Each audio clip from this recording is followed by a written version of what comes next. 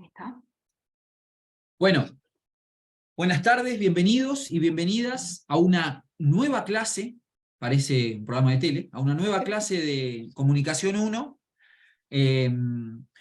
Nada, un poco haciendo una especie de transición, ya les vamos a contar después cómo vamos a empalmar con la segunda actividad práctica y demás, pero cerrábamos el martes pasado hablando precisamente de este traspaso, digamos, ¿no? De un primer bloque donde empezamos a afinar algunos conceptos o algunas ideas como punto de partida, ¿no? Hablábamos de comunicación, hablamos de comunicación visual, de lenguaje visual, de signo, de símbolo, de ícono, y lentamente fuimos avanzando hacia algunos conceptos un poco más abstractos, como los conceptos de mediación, concepto de estereotipo, concepto de representación, hablamos de la deconstrucción, ¿no?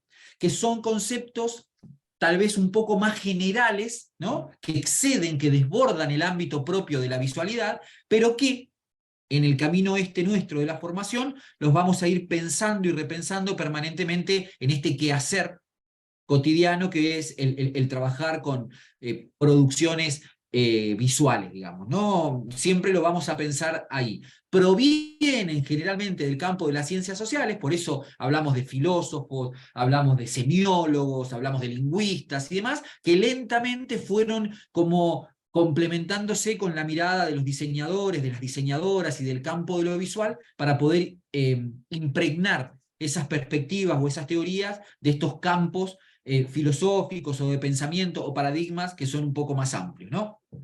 Eh, en ese contexto, cuando hablábamos respecto de las imágenes, y esto es lo primero que quiero como hacer una especie de reflexión colectiva o asociación como enganche, como primera parte,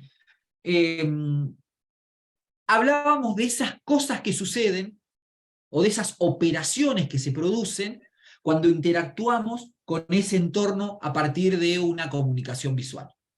Entonces, yo los voy a invitar, voy a compartir pantalla, quiero que miren algo. Y me gustaría que opinen, ¿no?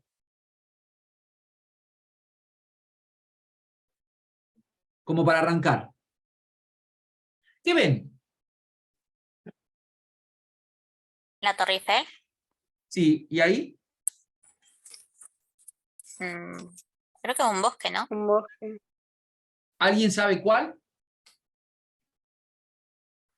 ¿Qué, Arrayanes?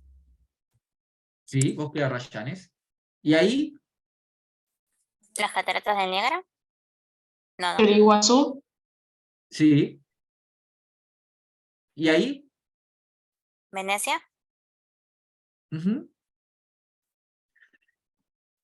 Y eso es lo que dice todo eso. Fíjense lo que ustedes dijeron.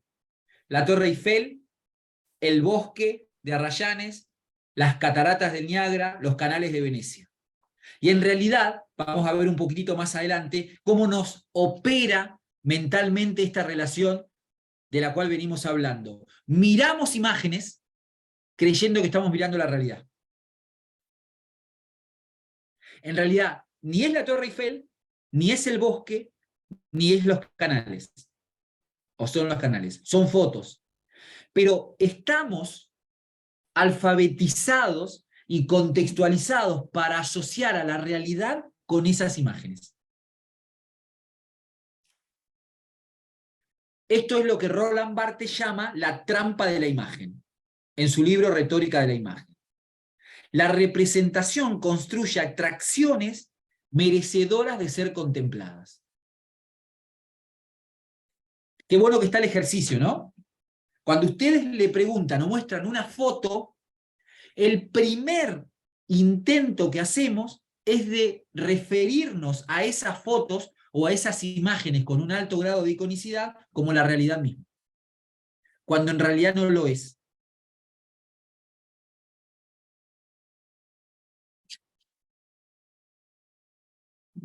Para tenerlo en cuenta, ¿no? Para tener en cuenta cómo esto que venimos trabajando, cómo hay una construcción en la mirada. Miramos pensando que estamos mirando la realidad. Y en realidad hay una construcción.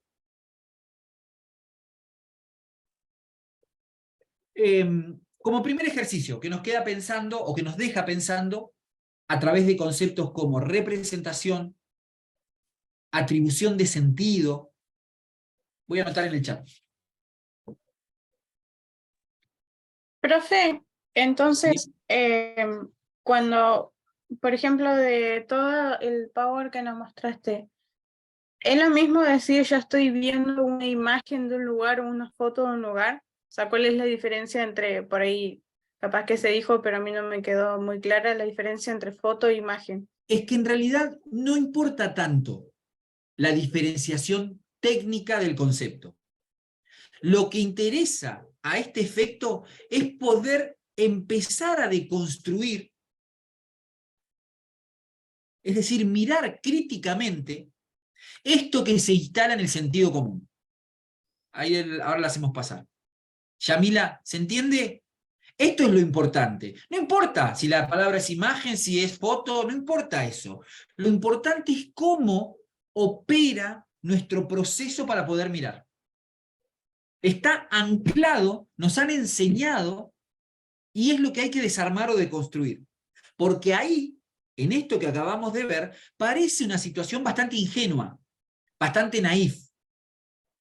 Bueno, sí, ¿qué problema hay, profe, con que miremos una foto y pensemos que es la realidad? ¿Cuál es el problema? El problema es que esa situación puntual puede no estar muy cargada política o ideológicamente. Pero la realidad es que esta forma de mirar nos pone en una atribución de un sentido que a veces sí es muy interesado y es muy ideológico y es muy político. Y es el que hay que desarmar.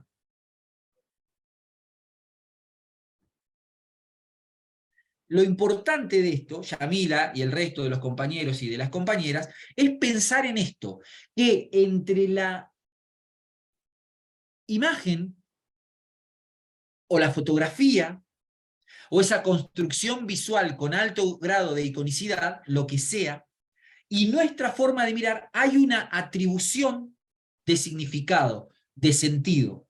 Hay una forma de mirar que es construida históricamente. El hecho de que nosotros pensemos que una imagen es la realidad es el elemento a deconstruir. Porque se instala en el sentido común esa forma de mirar y lo que hace es despolitizarlo. Lo vamos a ver en el texto que vamos a trabajar ahora. Si yo entiendo que la forma en la que históricamente hemos sido enseñados a mirar el cine, por ejemplo, y lo tomamos como natural. Es decir, cuando nosotros vamos al videoclub, que ya no existe más, es muy generacional, o cuando vamos a elegir una película en alguna plataforma para ver, lo que las plataformas nos muestran en su portada, en general, ¿no? Pensemos en la más clásica, que es la más difundida como industria cultural, que es Netflix, ¿no? O la primera, o una de las primeras. El portal que te muestra, si vos contratás hoy Netflix y abrís, es un portal cuya selección de películas a nosotros nos parece natural. Bueno, mirá, estas son las películas que hay. Y así nos metemos en esa rueda fordista, como decíamos la semana pasada. Pero ahí se esconde un interés de que esas selecciones que estén ahí sean unas y no otras. Por ejemplo, no te van a mostrar jamás una plataforma, salvo alguna muy puntual, en el portal, las 10 películas suecas más importantes. Ni siquiera las argentinas. Te muestra en todo caso un recorte de películas norteamericanas. La pregunta sería ¿por qué? Podemos hacer dos cosas. Podemos hacer la pregunta, sería empezar un proceso de construcción. ¿Por qué? ¿Por qué estas 10 películas? O podríamos no darnos cuenta nunca y no preguntarnos nada. Entonces tomamos esas 10 películas como las naturales, como las que el propio sistema, neutro, despolitizado, etcétera, etcétera, me propone como las, no sé, más vistas, más elegidas, más comerciales, más. Dos cosas podemos hacer: interrogarnos en relación con eso y tratar de desmenuzar qué mecanismos hay atrás o qué esconde esa selección que parece neutral, o dejarla pasar. ¿Se entiende? Lo mismo podemos hacer con las imágenes. Puedo pensar que la foto es un recorte normal, natural de algo, o puedo pensar en una construcción. Y voy a otro ejemplo más vinculado con la fotografía, porque es la coyuntura, es el momento de hablar de las preelecciones del próximo 16 de abril. Por ejemplo, ¿no? En un caso cercano. Digo esto porque quienes vivimos en esta ciudad vemos fotografías o redes sociales, una circulación, un volumen de imágenes, de fotografías que son en esta época, después decaen, ¿no? O sea, hasta las elecciones, y después se retomarán en octubre con las otras elecciones. Pero abundan las imágenes de todos los sectores políticos de candidatos o candidatas en situaciones cotidianas. Abrazado a alguien, con un gesto particular, una foto que nos habilita una lectura normal. No en esta lectura de como veíamos recién, podemos decir lo que vemos, pero es un buen espacio para poder repensar esto que decimos de la imagen como una construcción. Por eso les decía, hay fotos, como la foto del bosque de Arrayanes, digamos, que después vamos a ver incluso, porque vamos a trabajar justamente el concepto de la Patagonia y los estereotipos, pero digamos, quiero decir que capaz que no está tan cargada políticamente de manera intencional, pero nos ayuda a pensar. La foto de un político o de un candidato con una persona en una situación, digamos, de felicidad, de abrazo, de solidaridad, de empatía, de contención, etcétera, etcétera, etcétera, hoy ya a esta altura la podemos mirar incluso con un poquito de distancia o de un ojo un poco más crítico. ¿Por qué? ¿Por qué lo hacemos sobre esa imagen y no sobre las otras? Para el caso aplica lo mismo. En algunos casos es más sutil, hay una construcción simbólica mucho más sutil, y en otras es mucho más evidente. Pero quiero decir esto, el proceso o el fenómeno es el mismo. Una imagen, dice Roland Barthes, no es la realidad. Una foto no es la realidad, es una construcción. ¿Sí? Bueno, avanzamos un poquito. El texto que vamos a trabajar, que ya lo tienen hace varios días en el campus, es el de María Victoria Sánchez Balduví. Es una docente de la Universidad Nacional del Nordeste, es investigadora del CONICET y trabaja en el Instituto de Investigación Geohistórica del Chaco, ¿no? Hicieron un trabajo sumamente interesante a partir de una campaña que fue una campaña, digamos, de solidaria, de ayuda con las comunidades Cuom. Vieron que en Chaco hay una comunidad muy grande de pueblos originarios de la comunidad Cuom, y entonces intentaron, en algún momento, creo que esta campaña es del 2007, a partir de una serie de fotografías y demás, mostrar como una parte de la realidad y, bueno, y ligarlo a algunas campañas solidarias y demás. Ese fue como el trabajo.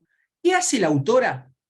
La autora toma ese trabajo y realiza una mirada deconstructiva, es decir, va a criticar desde el lugar, desde las ciencias sociales y desde esta mirada de la imagen y estereotipo, esa es la idea que vamos a trabajar hoy, va a proponer una mirada crítica. ¿Sí? Y va a decir, aún con una campaña que puede tener las mejores de las intenciones, eso no la exime, no la libera de cometer estos, digamos, estas situaciones de construir o reforzar o fortalecer estereotipos. Entonces, ahí se nos presenta la palabra estereotipo. Yo los voy a invitar, vamos a compartir un presi donde, y les pido que por favor tomen nota, porque hay algunas construcciones conceptuales que las vamos a seguir trabajando en las clases venideras. Entonces es importante agarrar algunos conceptos, por ejemplo el de estereotipo, que me interesa que lo podamos trabajar. Ahí salgo, ¿eh?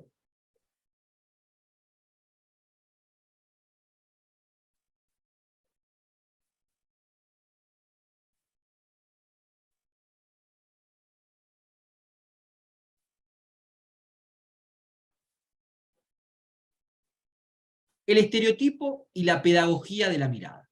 Cuando hablamos de pedagogía de la mirada, esto es más bien un título, ¿no? Pero cuando hablamos de pedagogía de la mirada, hablamos básicamente de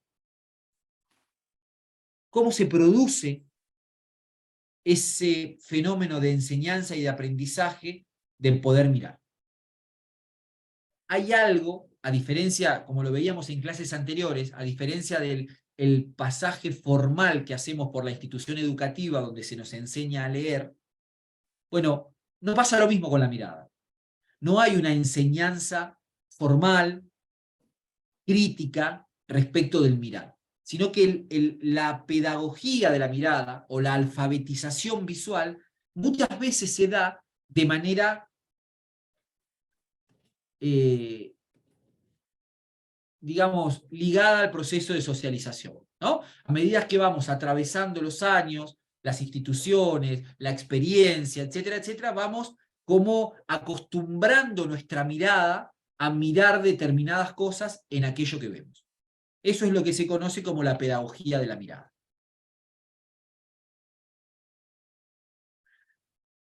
Ella propone algo así como esto que veníamos charlando, ¿no? Las fotografías, pensarlas no como la muestra de algo, sino como construcciones en sí mismas. Fíjense la foto. Estas fotos están en el texto, ¿no? Son algunas fotos que se registraron en esa campaña del 2007.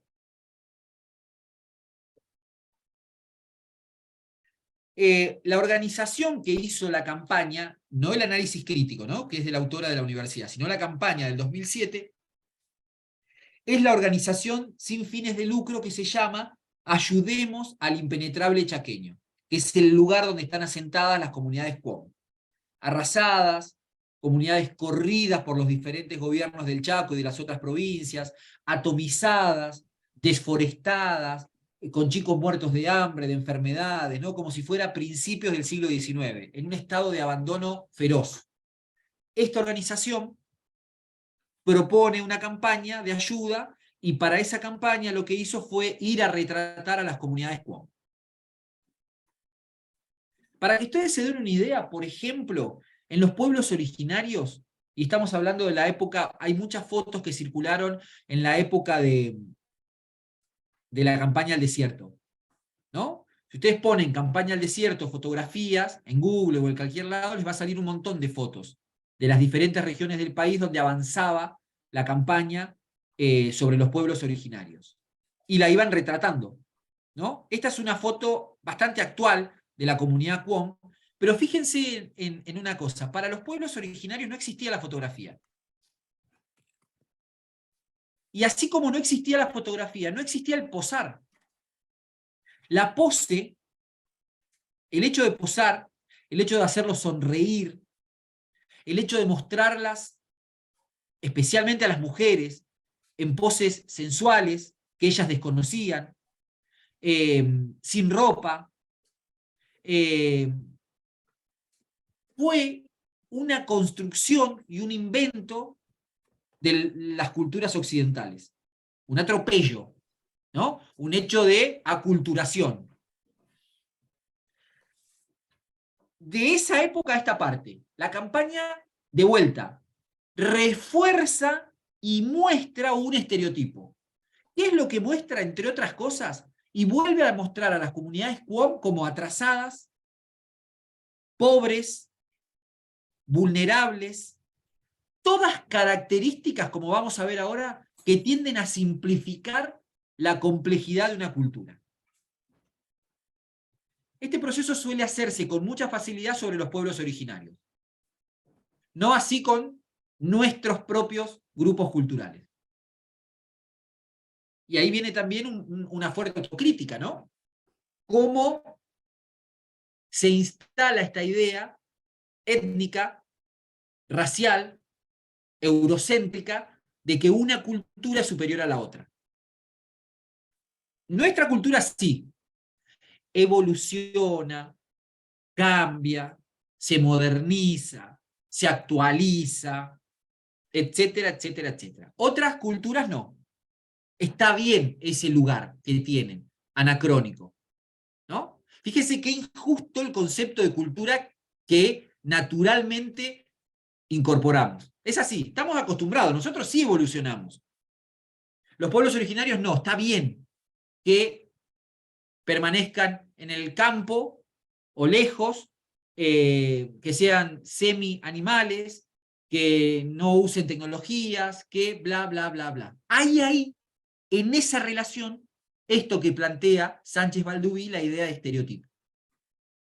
Avanzo.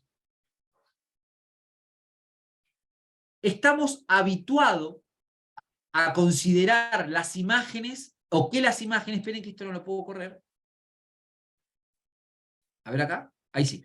Nos hemos habituado a considerar que las imágenes son siempre acerca de algo. Representación e imaginario. Cada imagen, junto con textos y estructuras en que se inserta, podrá despertar una serie de interpretaciones que irán construyendo representaciones en función a determinados imaginarios alrededor de las comunidades indígenas. Fíjense la foto esa, que es una especie de dibujo, ¿no? Una foto muy vieja. De vuelta, ¿no? La pose.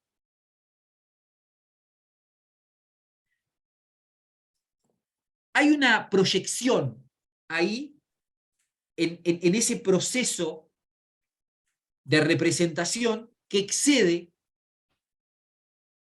a la imagen en sí misma. La imagen es una construcción que refuerza un estereotipo que ya está presentado o que ya existe previamente.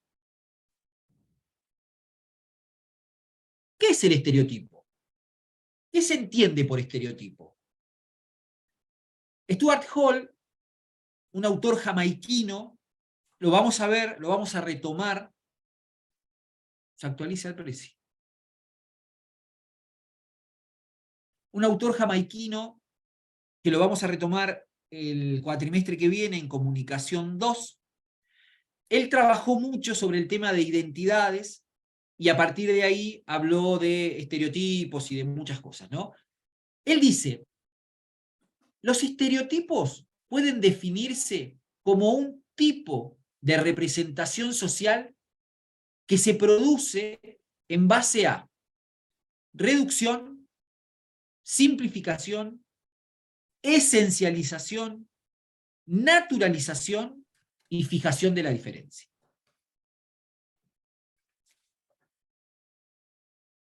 ¿Por qué surge esto? ¿Por qué Stuart Hall habla del concepto de estereotipo? ¿Por qué lo define así?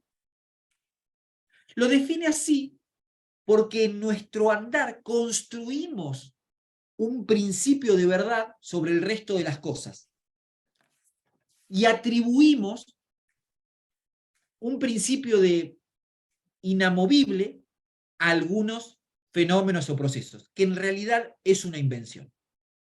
Entonces, fíjense, pongan ustedes ejemplos. ¿Dónde encontramos habitualmente ejemplos de estereotipos? ¿Dónde se dan más comúnmente los estereotipos? En los países. A ver, por ejemplo. A la hora de representar culturas. Sí, pero pero desarróllenlo un poquito más. A ver, una oración que nos permita... En los medios de comunicación. Sí, pero no frases. Ah, En las publicidades, De vuelta. por ejemplo. Publicidades, medios de comunicación, todo. Explíquenlo, aunque sea con poquitas palabras, pero para poder entender. ¿Cómo funciona para ustedes un estereotipo? Es algo que como que se nos fija socialmente de cómo debe ser puntualmente algo, como por ejemplo las mujeres, como por ejemplo Excelente. las masculinidades, como por ejemplo los cuerpos, las cuerpas, como, no sé, me parece que se refiere todo a eso, cómo nos dice nuestra sociedad que algo debe ser, y cómo aceptamos que Excelente. eso sea así, y no lo cuestionamos, entonces vemos todo de esa forma en que nos dicen que tiene que ser. Excelente, Cecilia. Deberías seguir vos con esta clase que lo explicás mucho mejor que Lo yo. explicó muy bien. Ahí Augusto en el chat dice los mexicanos con los mariachis y sombreros revolucionarios. Eso es un estereotipo. Está muy bien. Bien. Claro, sería como atributos asignados a un grupo de personas. También. Sí, bien, de personas, a veces funciona... O social. Sí, Social. exactamente, ¿no? El estereotipo es como esa construcción que hacemos con esta característica que dice Stuart Hall, las que me quedaron ahí en pantalla. Simplificamos, reducimos, esencializamos algo y decimos, es eso. Que en realidad, como decía Cecilia recién, nosotros en lo individual somos las expresiones de una construcción más general, más cultural, digamos, ¿no? Porque yo reproduzco ese estereotipo, pero en realidad lo reproduzco porque participo de una comunidad cultural que me construyó en ese sentido, ¿no? Como para también corrernos de esto de que es un proceso colectivo e individual. ¿Dónde más hay estereotipo? Profesor, ¿Dónde, Brian? también se puede, un estereotipo se puede generalizar también, como pasa con la música, como en el caso del reggaetón, que por ahí como tienen así un par de músicas repetidas nomás, se cree que todo el reggaetón, todo el género gira en torno a esas nomás, porque todas se parecen, ¿no? ¿También sería un Claro, estereotipo? sí, y ahí entra en juego, por ahí en realidad lo que hay ahí es una generalización, digamos, ¿no? Yo creo que en el caso del reggaetón, por ahí el estereotipo pasa, me parece, ¿no? Por a veces esa mirada peyorativa sobre la que se carga el tipo de música, ¿no? Como que habría una música mejor y otra no tan mejor. O sea, son como procesos implícitos que operan y construyen un poco la mirada. Entonces, simplificamos, volvemos, esencial quiere decir muy básico, ¿no? Le restamos complejidad, profundidad al pensamiento, dinámica. también en las clases sociales puede ser, de que los pobres tienen que ser feos, incultos, ignorantes, y los ricos lo opuesto. Eso es un estereotipo también. Es un Sí. estereotipo. Y va más allá de la nacionalidad, porque eso aplica en todas las culturas, como se lo ve al pobre y al rico. Ujú. Exactamente. Es así, tal cual. En la ropa, por ejemplo, dice Ezequiel, también. En la ropa también. Crecemos y culturalmente vamos atribuyendo un sentido de la ropa diverso. Digamos, puede ser un sentido de que determinada ropa, por su calidad, por su precio, etcétera, es mejor que otra, que una forma de vestir es grasa, o una forma de vestir es, no sé, de moda. Ahí operan muchas veces estereotipos. También, a ver, Pedro, también puede haber estereotipos sobre clichés. ¿Qué quisiste poner?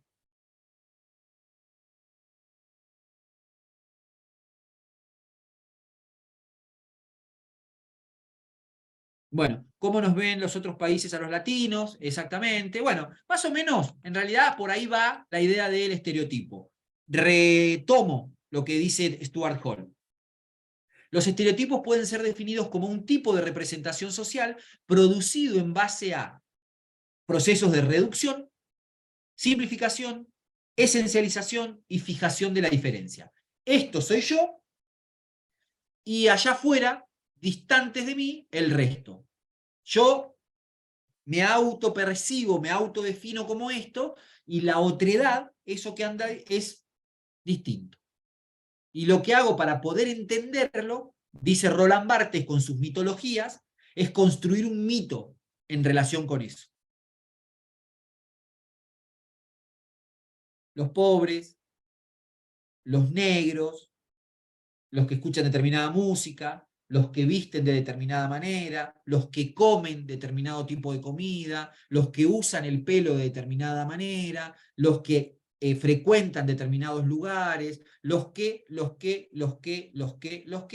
todos distintos a mi construcción de la mismidad, la otredad y la mismidad.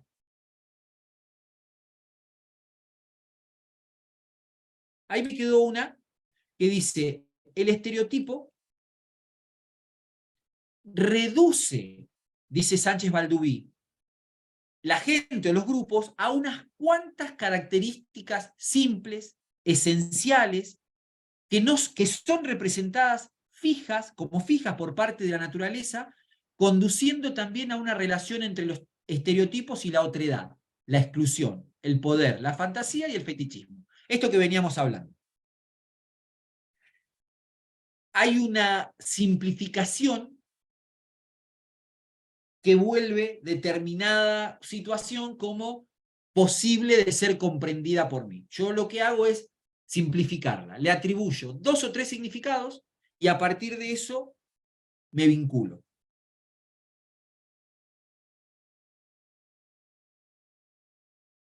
Esto de la construcción de la mismidad y de la otredad se ha visto muy profundizada hace unos 20 años o 15 años, a partir de procesos en los cuales, sobre todo ustedes que son un poquito más jóvenes, o bastante más jóvenes, que tienen que ver con las, digamos, las redes sociales, ¿no? Las redes sociales en algún punto contribuyen a la conformación de la mismidad en detrimento de esa complejidad del universo de lo social, digamos, ¿no? En general uno tiende, sobre todo quienes son más usuarios de Facebook, que es un poquito generacional más viejo que ustedes entiendo que ya Facebook no la usan tanto, pero sí va dejando su estela, ¿no? Su impronta, la generación Facebook, porque uno en general tiende a aglutinarse, a nuclearse en la red con amigos, con gente que piensa igual, más que gente que piensa distinto. Ahí hay una construcción reforzada de la mismidad, ¿no? Yo con el que piensa distinto lo bloqueo. O en realidad no. Quiero reforzar un poco mis gustos, mis consumos, mis amistades, ¿no? Contribuye un poco eso en esa construcción de esa mismidad. Y termina reforzando el proceso de estereotipación de la realidad.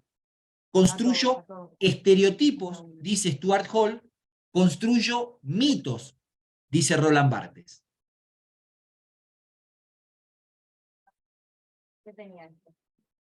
Y la otredad es vista como lo exótico. ¿Se ve? Por eso, esa idea de otredad es algo que me resulta ajeno. Es lo raro, es lo exótico, es lo que no es parecido a mí, es lo que no tiene nada en común conmigo.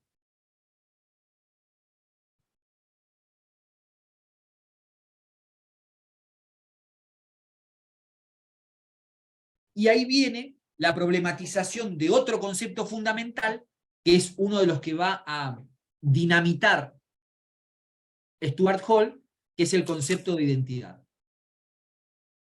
Él propone dejar de hablar de identidad como concepto para pasar a hablar de identificaciones.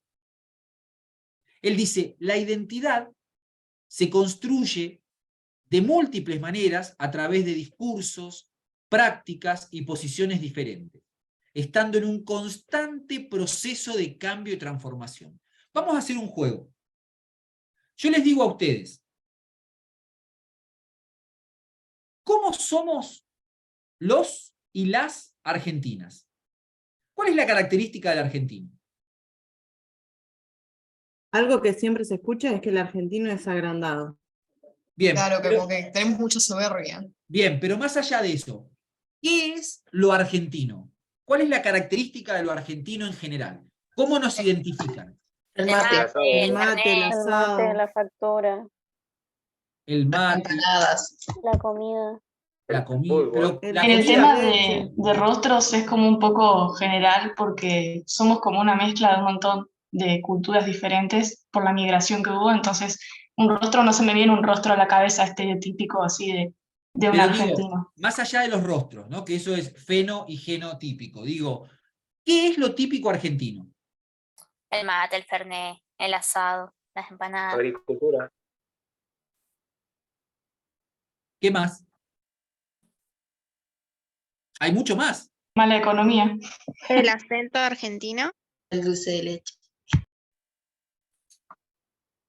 ¿Qué canción argentina o qué canción de un grupo argentino habla de la identidad? La Versuit, ¿Cuál?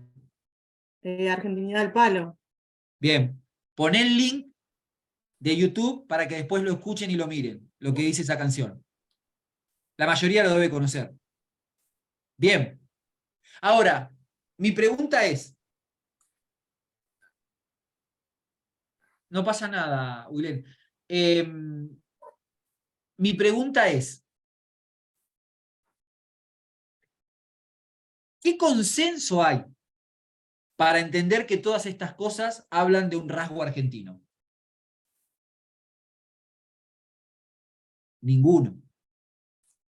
Es una total y absoluta arbitrariedad definir que tal o cual cosa es propio de la identidad argentina. Lo que dice Stuart Hall es que nosotros, ahí puso Paula el link, después ábranlo y lo dejan aparte y lo escuchan, sobre todo aquel que está con la letra, para que puedan mirar todo lo que enumera la Versuit cuando habla de lo que es la argentinidad. Digo, lo que dice Stuart Hall es que no tenemos una identidad, sino que habitamos múltiples identidades. Y ese es un concepto para anotar. No tenemos una identidad, porque la identidad se construye. Ahí dice Pedro. Y además de ser la identidad una construcción, es dinámica, es inestable. Nosotros habitamos múltiples identidades. Y eso tiene, no por moda, sino por el propio movimiento de lo social, Ariel. Es histórica, es decir, los procesos de identidad se van mutando, se van cambiando.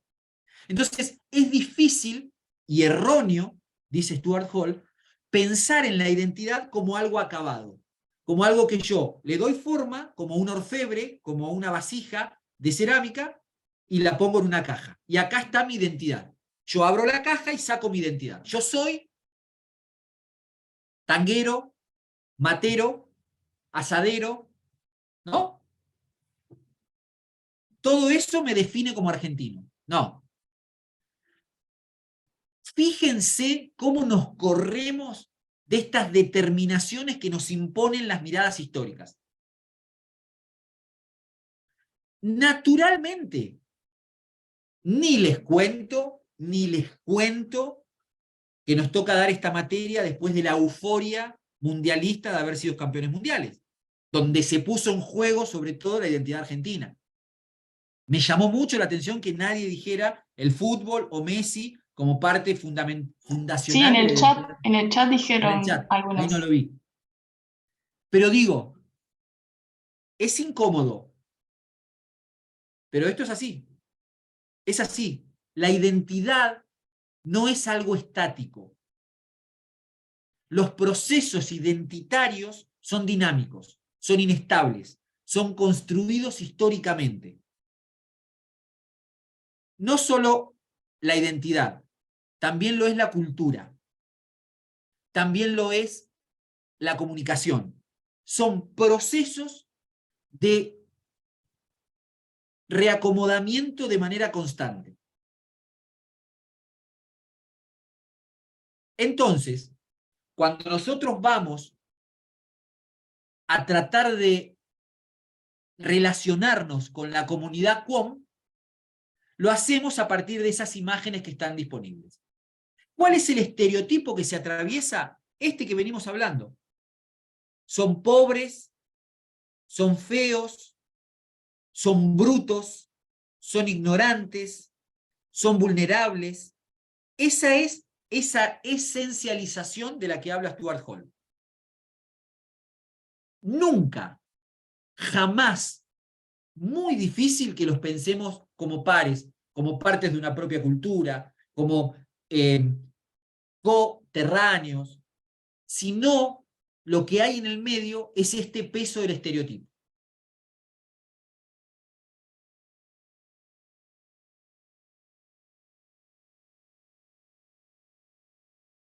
Profe, ahí en el chat pusieron algo que estaría bueno que lo lea. A ver. Siento que cuando hablamos del Mundial, así como se nos viene... ¿Eso me decís? Así como se nos viene Argentina a la cabeza por haberlo ganado, también se nos puede venir a la cabeza el que gane el siguiente o quien ganó el anterior, los elementos que pueden componer la identidad no solo le pertenecen a una sola cosa o persona también. Pero el de afuera siempre va a tener una misma perspectiva de cómo somos los argentinos. Bien, por eso digo, la dificultad está en pensar en que esto se agota en algún momento. Porque es, como digo, es un proceso dinámico, es un proceso que está en constante movimiento. Lo incómodo de esto es cuando nosotros y nosotras queremos que la identidad me cuadre o me entre en una caja de zapatos. Porque me resulta muy incómodo convivir con esa característica de inestable que tiene el concepto de cultura. ¿Y por qué nos resulta incómodo? ¿Por qué es una piedra en el zapato? Porque estamos socializados y hemos sido alfabetizados y hemos sido enseñados en que todo tiene que ser definido, ¿no? En que todo tiene que ser acotado, en que todo tiene que tener un punto de llegada, y hay elementos, como lo dice Stuart Hall, que son inestables.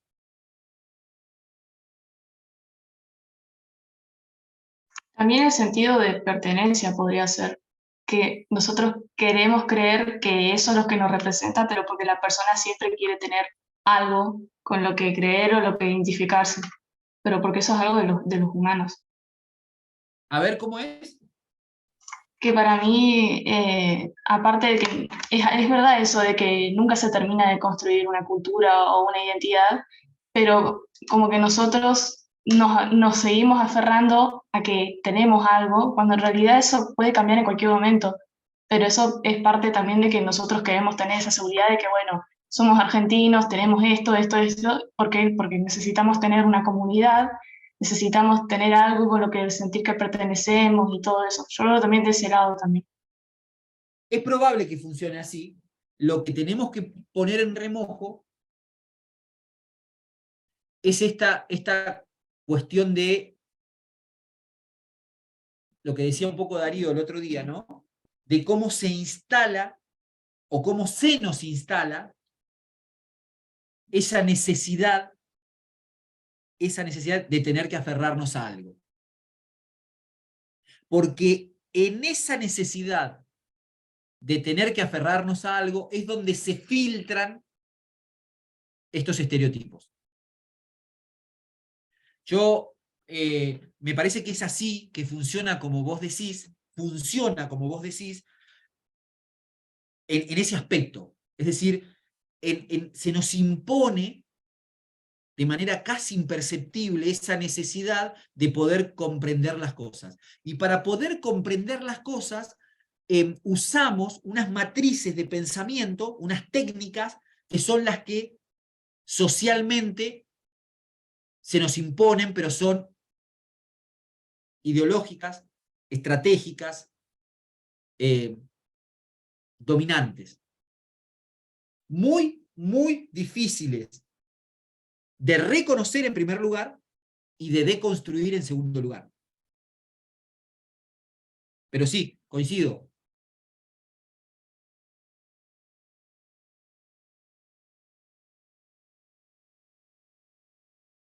Yendo puntualmente a la campaña, ya dejamos recontra problematizado el concepto de estereotipo y el concepto de identidad, ¿no? Para pensar esto, ¿no? ¿Cuál es la identidad en la que nosotros nos situamos, ¿no? Cuando repasamos la argentinidad al palo, decir, bueno, yo cuando me describo, cuando yo digo yo soy así, o cuando yo me imagino, puedo listar o puedo enumerar 10 características, sacando pecho de que soy argentino, patagónico, bla, bla, bla, bla, ¿no? Yo soy esto. Eso me pone en una posición de volver exótico lo otro, lo que no es como soy yo, es lo exótico, es la otredad. Ese proceso del definir lo que soy yo y lo que es el otro, ahí está el estereotipo. Porque por supuesto que yo me voy a definir o me voy a situar en un lugar de ventaja respecto de eso que miro. Con respecto a la campaña fotográfica, Sánchez Balduí, María Victoria, dice, el imaginario sobre el que se apoya la campaña responde al estereotipo de indígena como personas, empobrecidas y olvidadas, pero también en algún punto ociosas, quiere decir vagas, y a la espera de la ayuda de un nosotros blanco con poder para cambiar la realidad. Eres muy joven. Todo eso opera, dice Sánchez Balduí, en la campaña fotográfica del 2007. Está merodeando, está dando vuelta ese estereotipo del cual se desprende esa idea. No solo son pobres y son culturalmente inferiores, sino que también son un poquito vagos porque no tienen la cultura del trabajo y entonces necesitan una mano salvadora, que si fuera blanca mucho mejor, con poder para cambiar esa realidad. Por eso hacemos la campaña.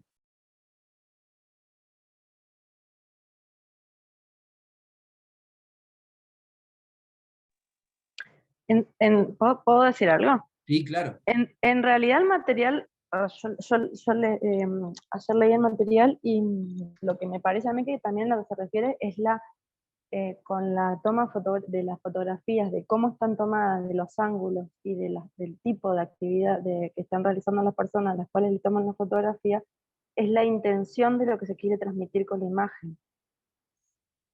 Porque ahí habla de una intención segura, que la campaña lo que quiere es recolectar dinero y la mejor forma es mostrarlos como para que nosotros, blancos, nos creamos capaces de poder salvarlos en algún punto. Pero también habla del objetivo de la toma de la foto y de que se hayan elegido esas fotos puntuales para transmitir ese mensaje.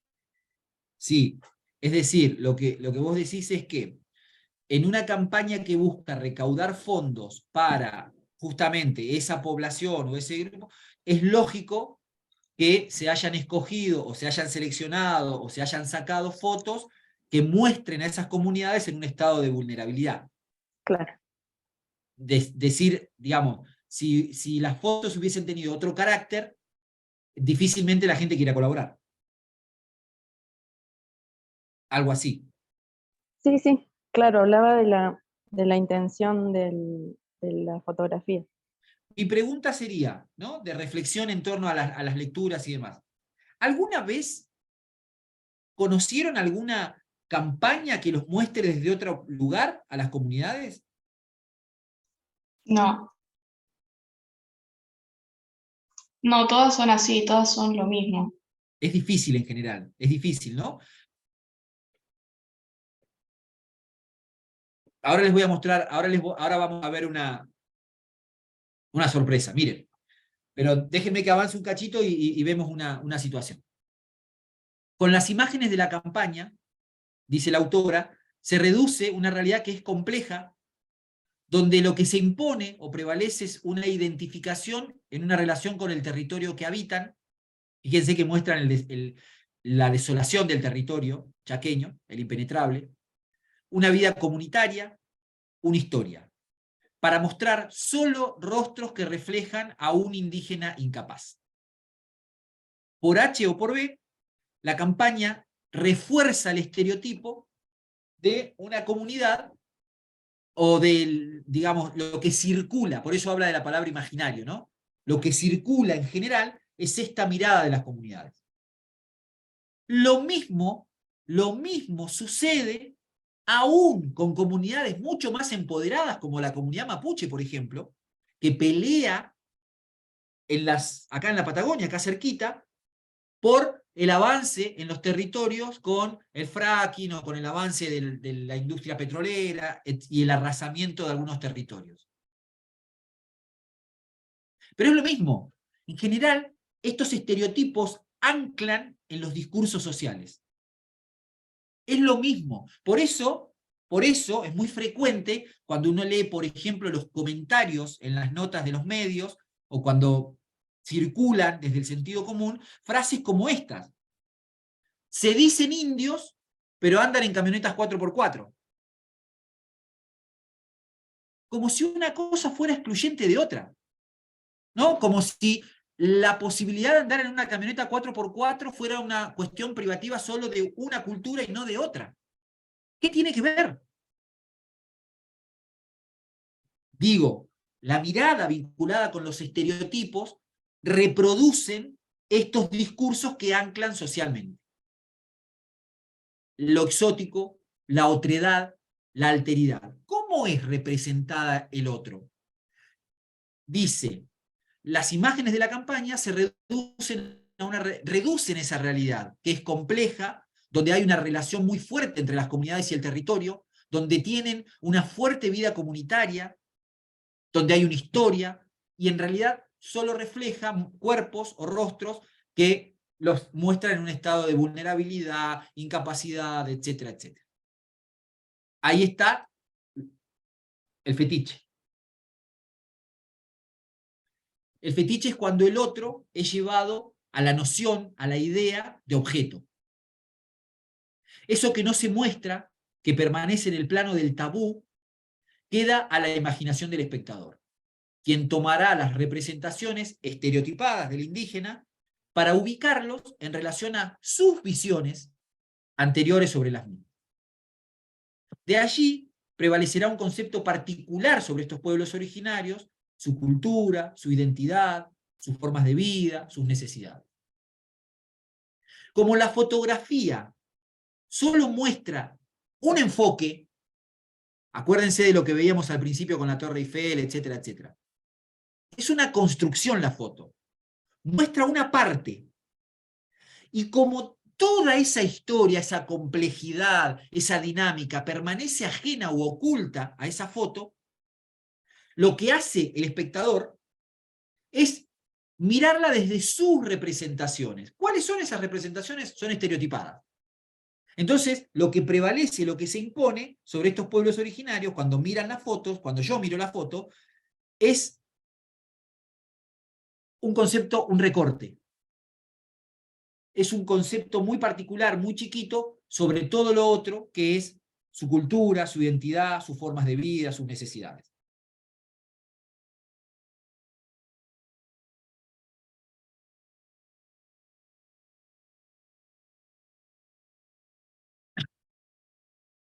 Bueno, esto no sé, después lo focalizamos.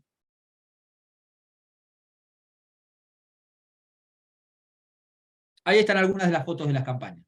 ¿Cómo? Alguien me parece que hizo alguna pregunta, no sé. A ver. No se alcanzó a escuchar. ¿Alguna duda?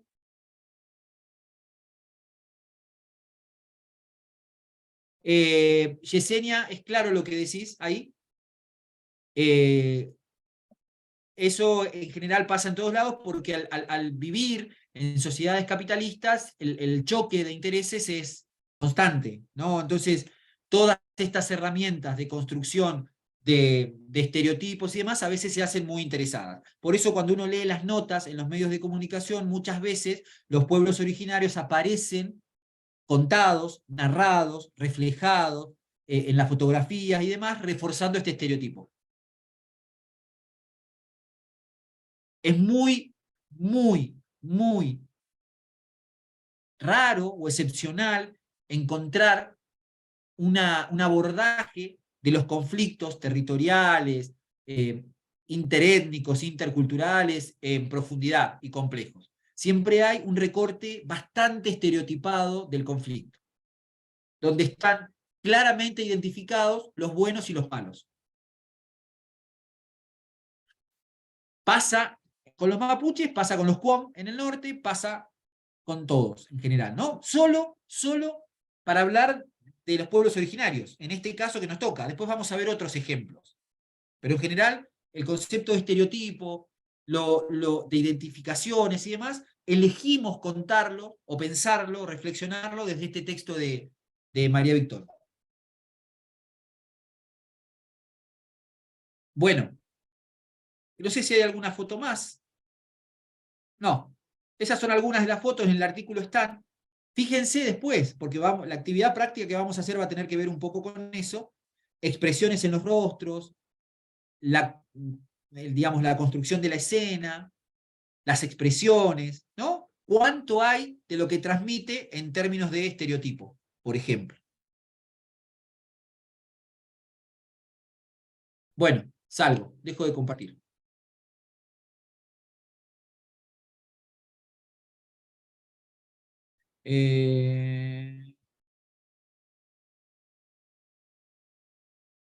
Bueno, en líneas generales, el título que podría englobar toda esta propuesta de María Victoria es esto, es pensar a la fotografía como un discurso visual, o como discurso visual.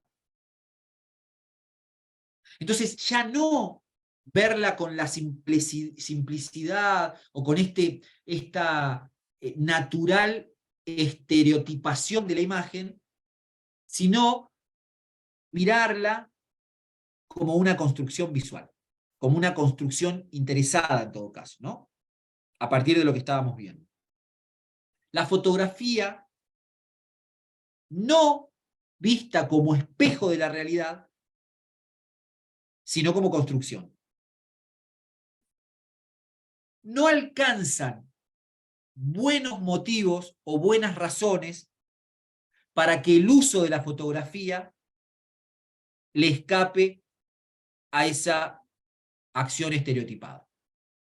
La campaña de la gente de la Fundación pudo haber sido la mejor, porque en realidad es un grupo de gente que quiere darle una mano a las comunidades Cuom.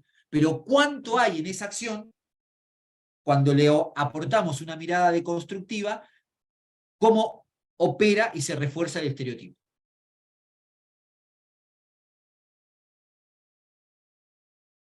Se los refleja, se los construye en esas producciones visuales de manera estereotipada. Quiere decir que ese recorte que se hace para exponer en la campaña no muestran la complejidad de sus trayectos culturales, sino que atomizan y seleccionan algunas características, dejando de manera invisibilizadas conflictos, historias, trayectorias, perspectivas, conflictos políticos, conflictos familiares, concepto de la relación con la naturaleza, concepto de la relación con el territorio, concepto de los vínculos familiares, concepto de la producción económica. Y con esto voy a terminar. Como contrapuntum, diría Barthes, ¿no? En relación con esto que estamos mirando, y yo les preguntaba hace un ratito qué producciones conocen desde otro lugar que no sea cuando se trata de pueblos originarios este recorte, les quiero compartir un video de la propia comunidad Cuom, un documental mini de 2 o 3 minutitos nada más, de una campaña fotográfica realizada por propios y propias integrantes de la comunidad Cuom. ¿Qué pasa? ¿Qué muestran? Cuando quien agarra la cámara, ese artefacto, tiene un uso con una lógica distinta. Vamos a verlo, a ver.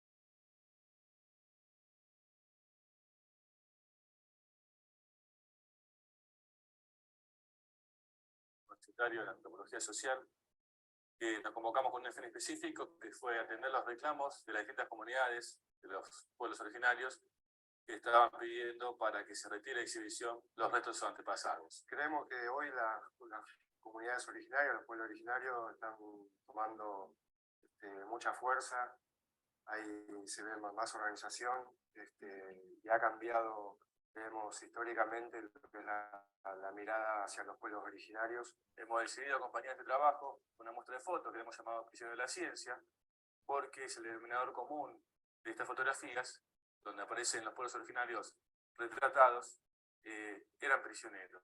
Estas imágenes hablan más del blanco que de los indígenas. En ese sentido, el valor documental que tienen estas fotografías es muy alto, porque nos muestran lo que fue la connivencia de los científicos y fotógrafos para lo que es el genocidio con los pueblos originarios.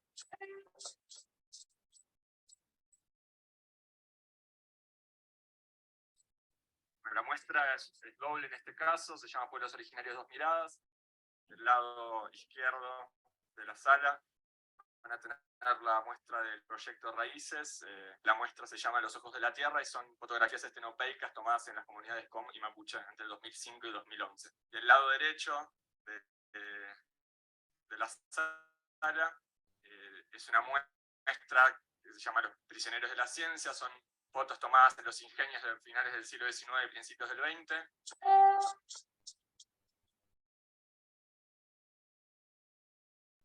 Encontramos el Museo de la Plata, pertenecían a una colección que hizo Carlos Cruz, de alemán, fotógrafo alemán, y fue el fotógrafo, acompañó al científico Lehmann Nitsch, también de origen alemán.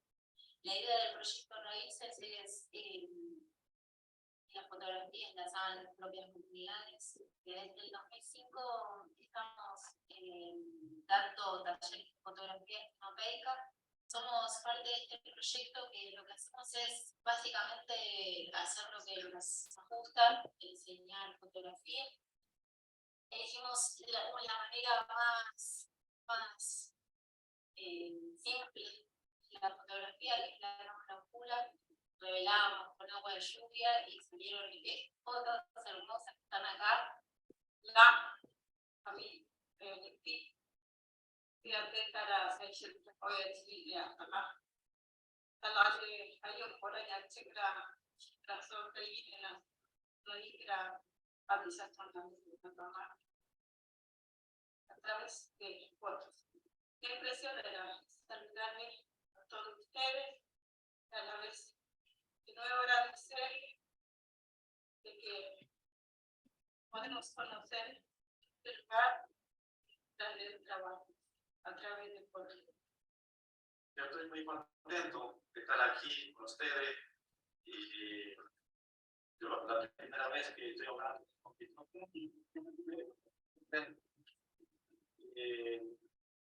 lo que sacamos esa foto que está aquí ven mucho significado, ¿no?, para nosotros. Con el proyecto de Raíces, los chicos trabajaron, muchos de los chicos de la escuela trabajaron en el libro. Ellos fueron los que sacaron las fotos por sus placas. ahí en el libro estamos nuestra identidad, nuestra cultura y también nuestra facultad. Bueno,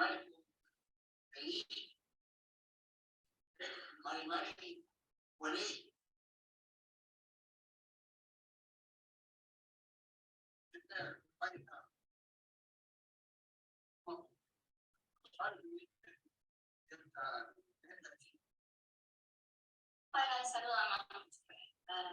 Buenas tardes a toda la gente de esta ciudad. Bueno, venimos de allá de la comunidad de Rosario.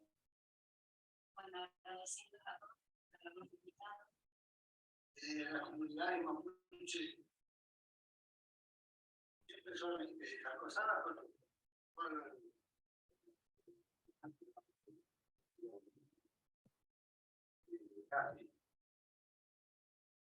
siempre están a la tentativa de sacarnos. Nosotros les tenemos que dar el voto.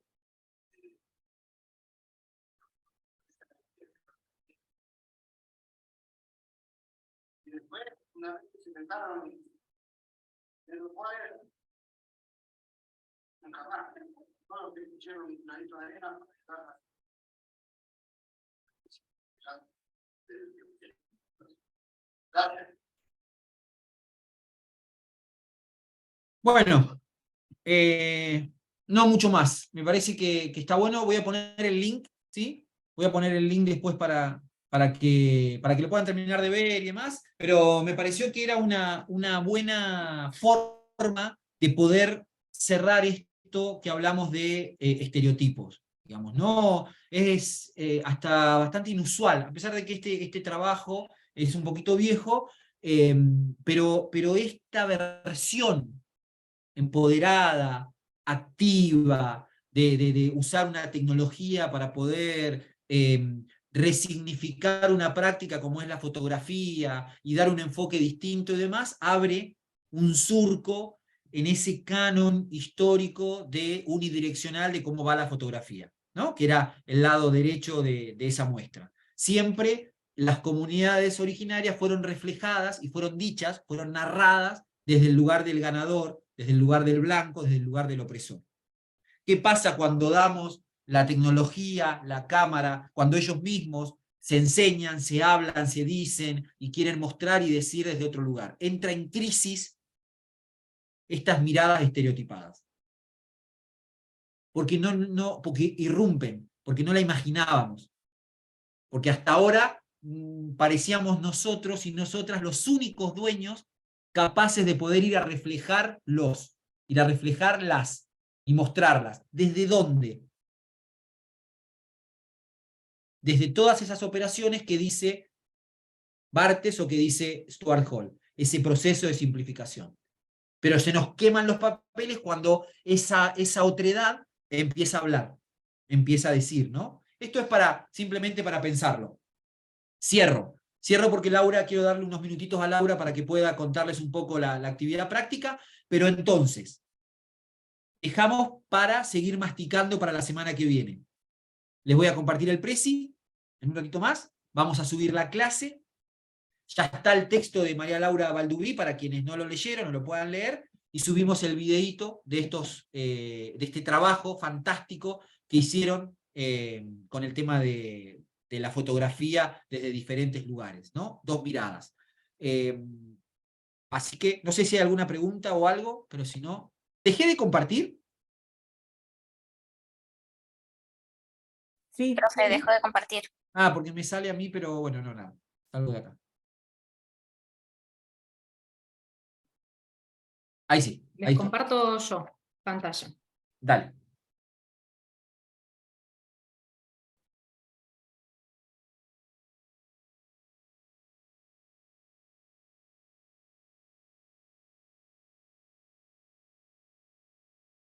Vemos que se anotaron.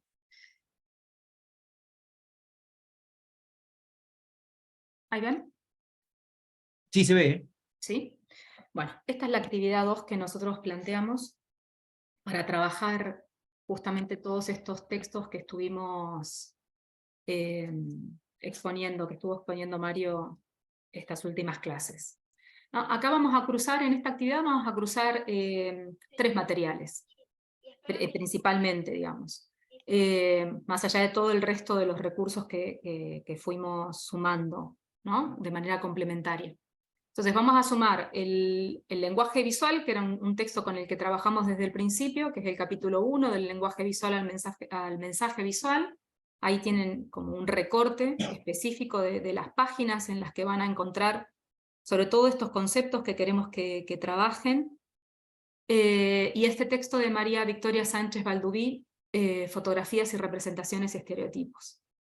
Y también lo vamos a cruzar con el video que vimos la clase pasada de la deconstrucción de Darío Zeta, para trabajar justamente, les pusimos como recorte o como aclaración, digamos, de los ejes que vamos a trabajar en esta actividad, digamos, estas 2 frases, ¿no? Digamos, la imagen es un vehículo que alguien utiliza para algo, en el sentido de lo que decía Mario al principio, ¿no? La fotografía como representación, ya no de la realidad, sino como un recorte de la realidad para darle un sentido.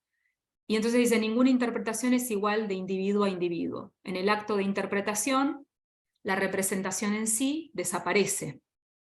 Al interpretar, el espectador realiza un acto de significación y da un nuevo sentido a lo representado. Y entonces esa frase nos sirve para tratar de desmenuzar esas imágenes que ustedes van a buscar. Digamos, siempre la actividad va a consistir en salir a buscar alguna producción del diseño visual que podamos analizar justamente en estos términos, ¿no? Para comprender, para terminar, digamos, de redondear, y también para traspolarlo a otro análisis, a otra representación visual que nos sirvan, digamos, estos conceptos para después irlos trabajando en otros espacios. Y entonces en esa frase, digamos, lo que vamos a trabajar es algo que expone en el texto de María Caso, y que también Mario lo fue en otros textos como de Barthes y demás, en otros autores, lo connotado y lo denotado, ¿no? O lo denotado y lo connotado.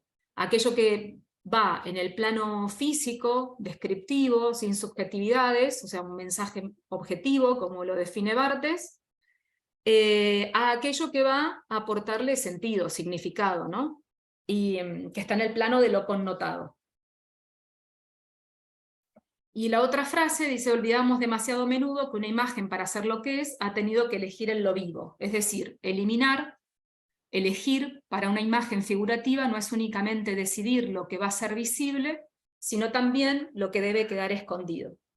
Es una frase de Gautier, y un poco la campaña que a ustedes les va a tocar, digamos, como analizar para después poder salir a buscar alguna producción, que trabaje en términos similares en cuanto a la representación visual, implica eso, digamos, ¿no? ¿Qué elige mostrar esa campaña, pero también qué elige no mostrar? Que toda esa comunidad tiene, ¿no? Podrían ser otros valores. Ahí hay una elección, un recorte, un reencuadre. O, como lo dijo en otros autores, una reducción o una simplificación. Entonces, en grupos de 4 o 5, que es como vienen trabajando, pueden cambiar de grupo, no hay limitación en eso, pueden reunirse con otros y no hay problema. Van a seleccionar un producto del diseño visual, obviamente en la que la imagen fotográfica sea, ¿no?, el recurso de representación, y que permita el análisis de sus signos en sus 2 niveles discursivos, el denotativo y el connotativo, y realizar a su vez una lectura crítica y por tanto el desmontaje de esos discursos visuales, ¿no?, en los términos que estuvimos conversando hoy.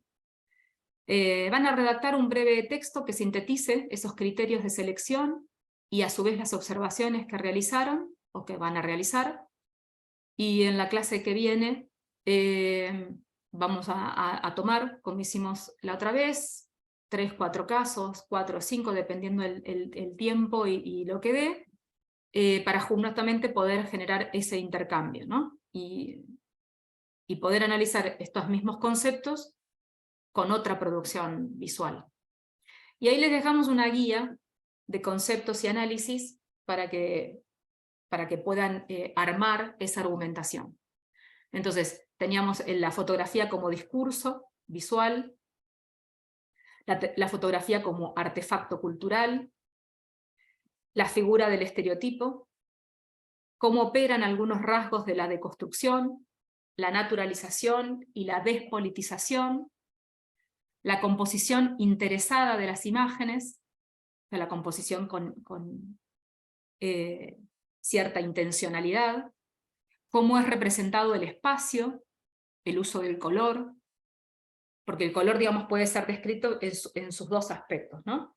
En aquel aspecto físico, que tiene que ver con lo denotado, ¿no? Material, pero también si hay un uso del color, como por ejemplo en la campaña que describe Balduví, ¿no? El blanco y negro como recurso de esto de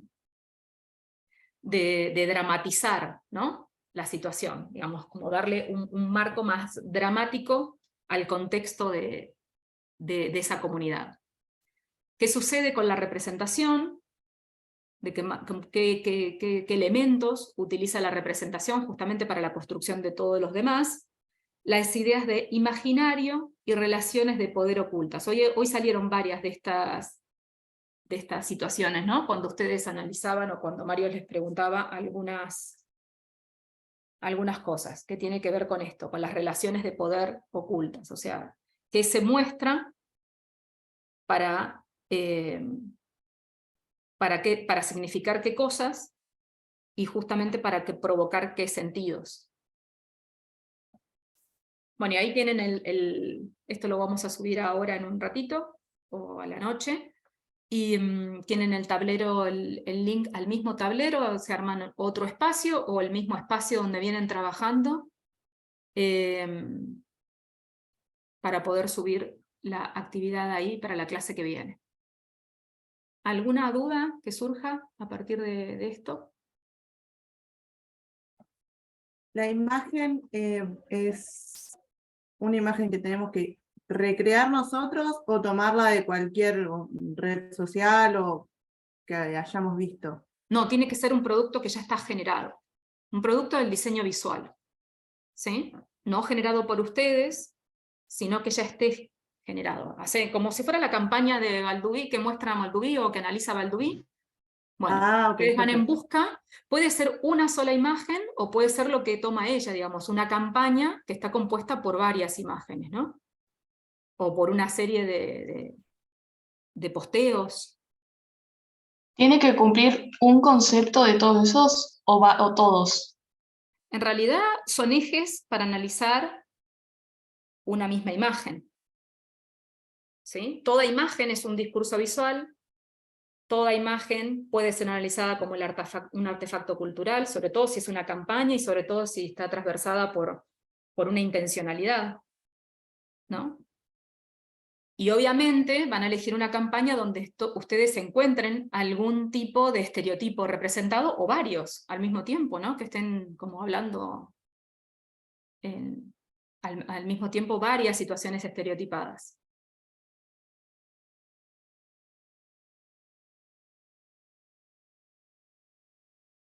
¿Queda claro, chicos y chicas?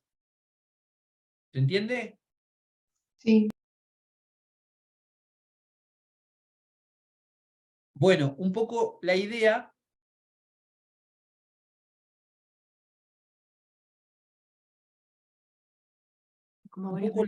Sí, gracias. Sí. Es que el martes estén por lo menos ya subidas, por eso trabajen en lo que queda de esta semana, el fin de semana y un poco la que viene, cosa que el martes podamos trabajar, como hicimos la otra vez, en el Miro y a ver cómo anduvieron esas producciones. Sí, incluso situaciones, digamos, donde ustedes tal vez encuentren el producto visual o la campaña a analizar, y les queden dudas, digamos, justamente la actividad tiene que ver con poder poner el ojo en otra representación, en otra producción visual, justamente para ayudarlos a ustedes a ir comprendiendo estos conceptos, que cuando se trabajan todos juntos y estamos en este análisis, bueno, suelen ser, digamos, bastante complejo, ¿no? Ahí alguien preguntaba estereotipos para bien y para mal, y habría que ver si hay algún tipo de estereotipo que podría ser, no sé si en términos bien o mal. Sí, en realidad el estereotipo, digamos, tiene el poder en general como idea, el estereotipo negativo. Digamos, ¿no? Todo aquello que está estereotipado tiene una carga de esas características que hablábamos recién. Simplificado, esencialista, despolitizado. Pero es muy bueno el desafío para pensar un estereotipo bueno. Trabájenlo desde ahí, desde esa idea, búsquenlo y lo analizamos el martes que viene. A ver qué tan bueno es un estereotipo y cómo lo justificamos, ¿no? No se me ocurre un estereotipo bueno, pero bueno, queda abierta ahí la posibilidad de poder trabajarlo, pensarlo la semana que viene. Me parece... Sí, o ver esto, ¿no? Como algo como en apariencia o en primera apariencia disfrazado de bueno, deconstruido desde la mirada de ustedes, podemos empezar a deducir, porque justamente tal vez ese es como la campaña de Kwon, nadie duda de que la intencionalidad Fue buena. la asociación es buena, ¿no? Es loable, es conseguir dinero para financiar, para llevar servicios o restablecer algún derecho. Claro. Nadie duda de eso, pero recurre a estereotipos, o recurre a la estigmatización, o a la idea colectiva que uno ya tiene, no deconstruida, sobre determinadas comunidades con las cuales no convive a diario. Pero además, está buenísimo, porque además, Laura, lo dijiste de una manera muy clara, y además hasta de carácter, digamos, de proyección. Imagínense ustedes esto, ustedes profesionales, dentro de 4 o 5 años, los convocan para una campaña súper solidaria en este contexto, a partir de esta experiencia que tuvieron de este texto y lo que sea, ¿no? Y les piden, bueno, vamos a hacer una campaña con esto y más. ¿Cómo intervienen ustedes? Escucha, yo algo vi de esto, o sea, algo me hace ruido. ¿Se entiende el sentido que tiene esto? La intención es la mejor, porque en definitiva ellos quieren dar una mano, juntar fondos, pero en realidad eso no nos impide poder hacer una lectura crítica de darnos cuenta cómo operan los estereotipos, los clichés, los lugares comunes, la simplificación, ¿no?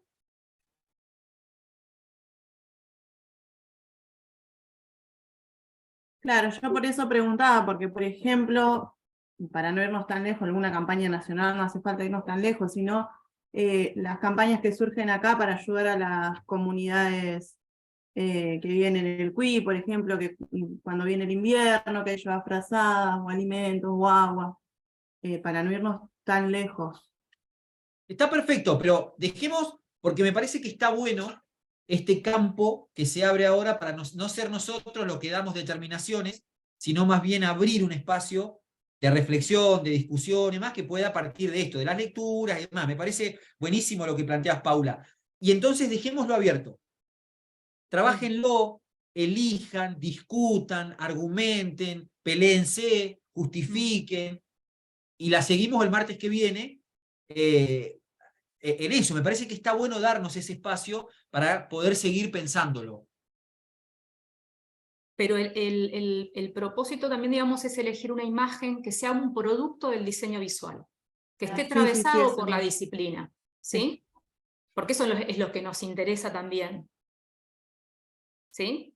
Que esa imagen, el detrás de esa imagen, haya un productor visual, ¿sí? Calificado. Con una intencionalidad en la producción de determinada acción. Que no tenga inocencia sobre ese discurso visual, ¿sí? En su operación no haya una inocencia, ¿sí? Haya una disciplina, una formación, una competencia. Digamos, por eso no nos interesa tal vez la fotografía o la campaña de alguien, un aficionado, o espontánea de una comunidad. No, nos interesa, digamos, cuando que ustedes también puedan encontrar aquella imagen o aquella serie de imágenes, si se trata de una campaña, puede haber más de una, digo, en la que el productor visual sea alguien de la disciplina. Productor o productora visual sea alguien de la disciplina del diseño, ¿sí? Por supuesto que tienen abiertos los canales, ya sea del campus o del mail. Si tienen dudas o quieren hacernos alguna consulta, profe, mire, nosotros queremos ir por acá, por este lado, ¿qué le parece? Y nosotros podemos ir orientándolos y orientándolas para las decisiones que van tomando. Sí. También eso sería, digamos, que está bueno, digamos, como parte de la conversación de la clase que viene. O sea, que ustedes hayan hecho la búsqueda, hayan hecho el análisis, pero también queden dudas y queden situaciones por terminar de construir, ¿no? Porque Sobre nos el permite trabajo. volver sobre los conceptos, volver sobre los textos. ¿Eh?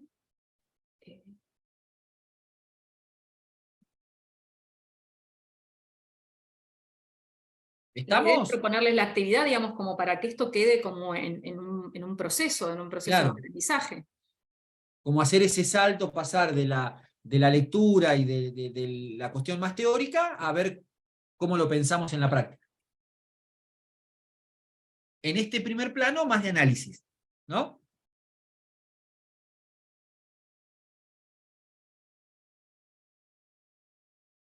Bueno, ¿sí? A ver en el chat que hay algo más. No.